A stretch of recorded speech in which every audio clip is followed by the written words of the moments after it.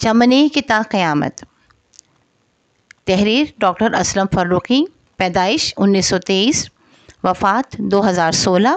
تصانیف بچوں کے ڈپٹی نذیر احمد، مولانا حسرت موہانی، گلدستہ احباب.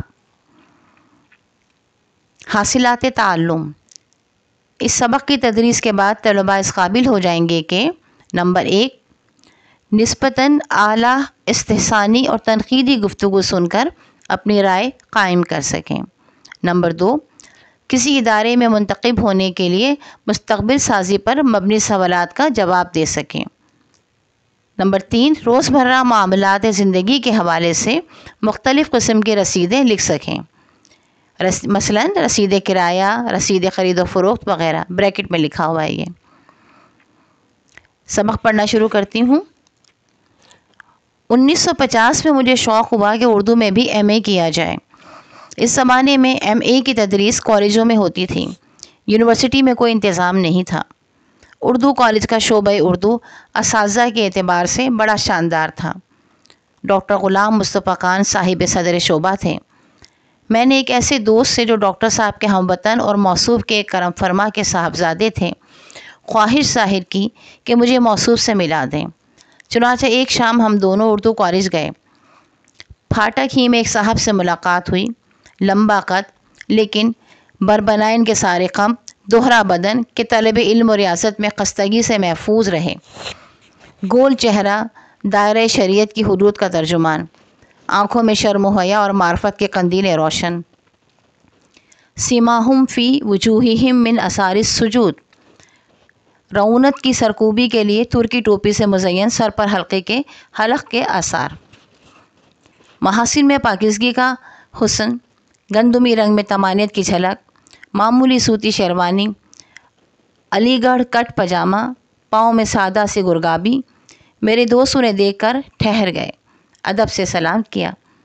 مجھ سے کہا ڈاکٹر صاحب سے ملو. یہاں اوپر کی سانس اوپر اور نیچے کی سانس نیچے کہ تعلق ان دنوں ریڈیو سے تھا، جس کے گلیمر کا چرچا کچھ زیادہ ہی تھا.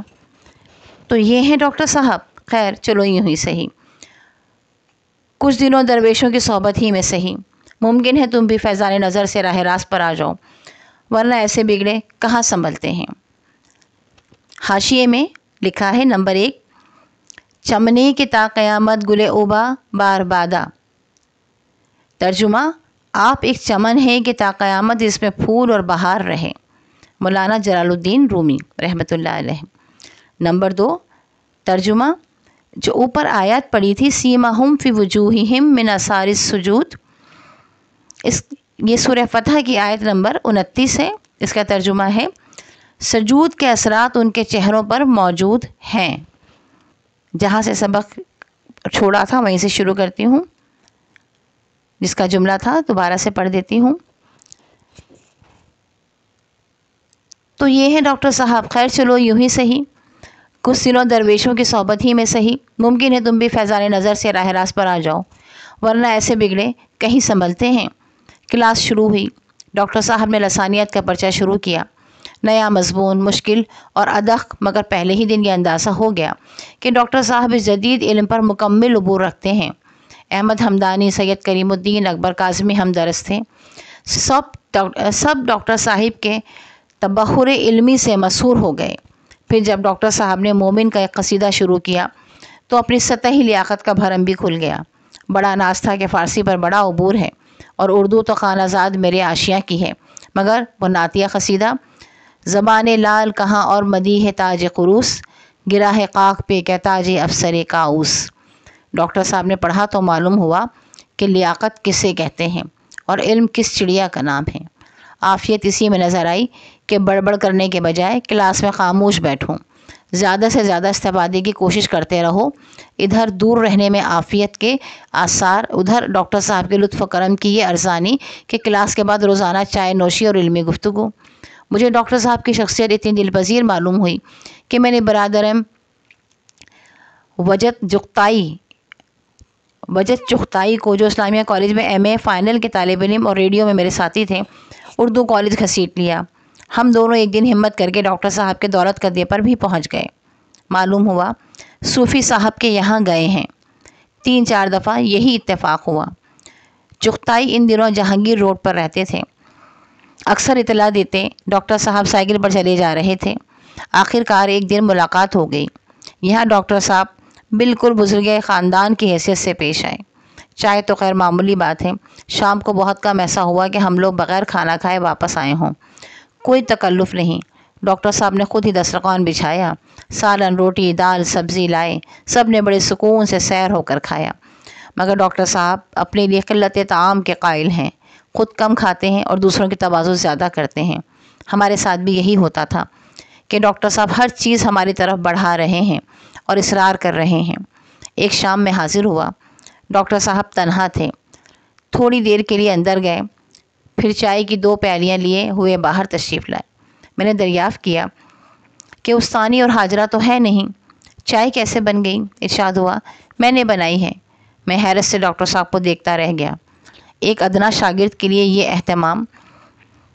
कॉलेज में डॉक्टर साहब शफ़ीक और हसमुख उस्ताद की हैसियत रखते थे। ज़ुहद व वरा और तक़वा अपनी जगह, मगर तलबा और असातिज़ा के क्रिकेट मैच में लड़कों ने डॉक्टर साहब के पैरों में पैड भी बांधे और डॉक्टर साहब ने हंसी खुशी क्रीज़ में खड़े होकर बल्ला घुमाया। एक बार सीन के किसी कॉलेज के एक उस्ताद मुझसे मिलने आए। कुछ तहक़ीक़ी काम कर रहे थे। डॉक्टर साहब का हवाला दिया। चंद किताबें दरकार थीं। मैंने खुशी खुशी किताबें उनके हवाले कर दी। बहुत दिन गुजर गए, किताबें वापस ना पहुँची। एक दफ़ा डॉक्टर साहब से ज़िक्र किया कि बहुत दिन हुए फ़लाँ साहब आपके हवाले से कुछ किताबें ले गए हैं। फरमाया, उन्हें जानता नहीं हूँ, ताहम अगर मेरे हवाले से किसी का भला हो जाए तो क्या मुज़ायक़ा है। फिर कहा, बमक़दूर हर शख्स की मदद करना चाहिए। आप जिसकी मदद करेंगे मुमकिन है कि वो आइंदा किसी और की मदद करे और सिलसिला जारी रहे। डॉक्टर साहब अपने बुज़ुर्गों का गैर मामूली एहतराम करते हैं। वालिदा जब तक हयात रहीं उन्हीं के साथ रहीं। बड़ी खिदमत करते थे डॉक्टर साहब। डॉक्टर साहब के बरादर बुज़ुर्ग मिजाज के खासे कड़वे थे, मगर डॉक्टर साहब उनका इतना एहतराम करते थे कि हैरत होती थी। मैंने दोनों भाइयों को यकजा देखा है। डॉक्टर साहब हैं कि बिछे जा रहे हैं। भाई साहब हैं कि अपनी जगह छोटे भाई की अज़मत को समझ रहे हैं, मगर खामोश हैं। खंदा जमीनी बुज़ुर्गों का शुआर है। डॉक्टर साहब के यहाँ खंदा जमीनी भी है और हिस्से मिज़ा का लतीफ़ इजहार भी। एक दोस्त की बहन के लिए सिंध यूनिवर्सिटी के एक उस्ताद का रिश्ता आया। रुक़े के मुताबिक वो साहब प्रोफेसर भी थे और डॉक्टर भी। दोस्त ने मुझसे मालूमात के लिए कहा। यहाँ मुल्ला की दौड़ मस्जिद तक। डॉक्टर साहब को ख़त लिख दिया। तीसरे दिन जवाब आया, मेरी दुआ है अल्लाह ताला उन साहब को PhD भी करा दे, प्रोफेसर भी बनवा दे और दूसरी शादी में उन्हें रास आए। क्या लतीफ़ पैराया है। हंसी हंसी में सब कुछ है, कोई शिद्दत, तंज़ या दुरुस्ती नहीं। यह अमर भी काबिल गौर है कि डॉक्टर साहब जिस मौजू से वाकिफ़ नहीं या जिस मौजू से उन्हें दिलचस्पी नहीं, उसके बारे में कभी गुफ्तगू नहीं करते। साफ कह देते हैं, भाई मैं इस बारे में कुछ नहीं जानता। अफ़सानवी अदब के बारे में जब भी बात छिड़ी, डॉक्टर साहब ने फरमाया, मेरा ये मैदान नहीं है, बेहतर है आप किसी और से रहनुमाई हासिल कर लीजिए। बज़ाहिर ये बात बहुत अजीब मालूम होती है कि हम तो बज़ौम कौश हमादानी और हमा औस्त के नज़रिए पर आमिल हैं, मगर डॉक्टर साहब हैं कि हमा वस्त कह कर दामन बचा लेते हैं। डॉक्टर साहब का लिबास हमेशा सादा रहा। सादा शेरवानी, सफ़ेद कुर्ता या कमीज़, लट्ठे का पजामा। शेरवानी के कपड़े में कोई एहतमाम नहीं।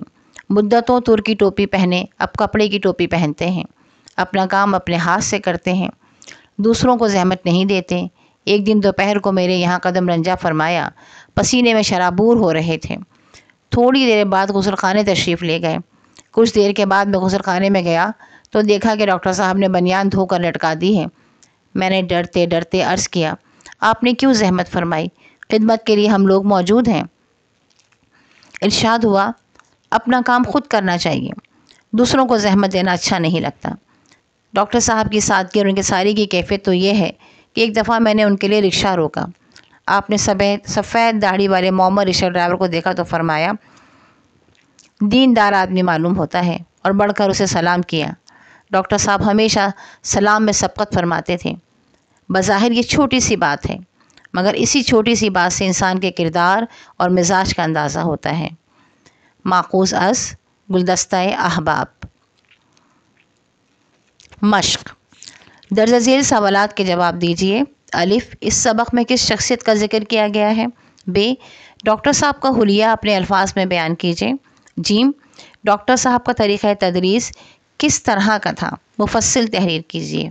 दाल, डॉक्टर साहब की सकावत का कोई एक वाक़या तहरीर कीजिए। है, डॉक्टर साहब ने ख़त का जवाब किस अंदाज में दिया? सवाल नंबर 2, इस सबक का खुलासा तहरीर कीजिए।